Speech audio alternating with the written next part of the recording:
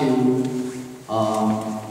resort to many our own ways to spend the time in solitary confinement.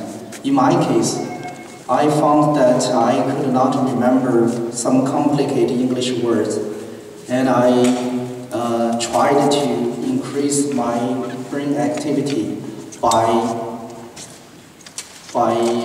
writing poems in my head. So I just write one poem and change a word here, change a word there, and that way I keep myself sane. And I don't think Liu Xiaobo's situation is any better than my situation in the solitary confinement. And so the one thing I want to share with you is I was transferred from one prison to another many times. And one time I was transferred from one prison to another on the road. The guard who accompanied me gave me a bag of cards. I don't know why he allowed me to open it. So I opened the bag. What I found were about 200 cards. On the cards, lot of different things said, but there's one thing in common.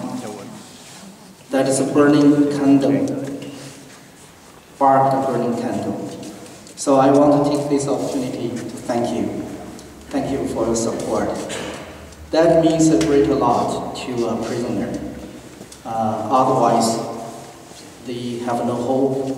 And actually, in my case, I got tremendously encouraged. In the later days in my in prison life, I engaged a number of protests. Without encouragement like that, it won't be possible. And without international support and pressure, a political activist, a right activist like myself, would be easily sentenced to a longer prison term than I was actually sentenced. So actually, the 5-year sentence came as a surprise to almost everybody. So I use my own example to try to convince everybody here, your work really, really makes change. Your work is effective. It may not happen as the time framework as we wanted, but it works. It helps. So we have to continue our work. So today is not about me, it's about Liu Xiaobo, it's about the prison of conscience in China. And why to help to support the prisoners of conscience is so important. So it is foremost a humanitarian work, but people often tend to overlook another significance of this work. It is also political work, by which I mean actually the prisoners, the forerunners, the long dedication and the sacrifice made by Liu Xiaobo as well as all the prisoners of conscience actually have lowered the price, the risk for the latecomers, for others to participate in the democratic movement. If you can imagine, if the price, the risk continues to reduce to the point that the ordinary people can take part in the movement with very little or no risk, then that's the day we will have democracy freedom in China.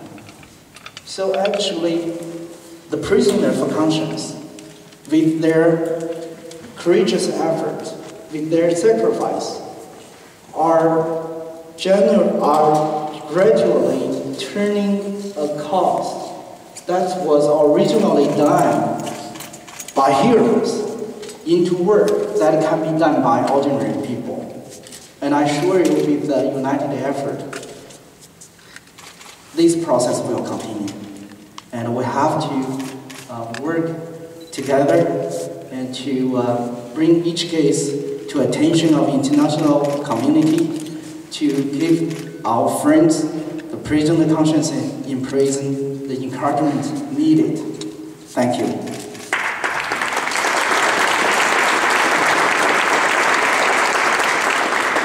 Thank you so much, both for the inspiring talk and for being almost exactly 7 minutes. Brilliant, thank you so much. I won't spend any more time. Our next speaker is Mr. Wang Yang.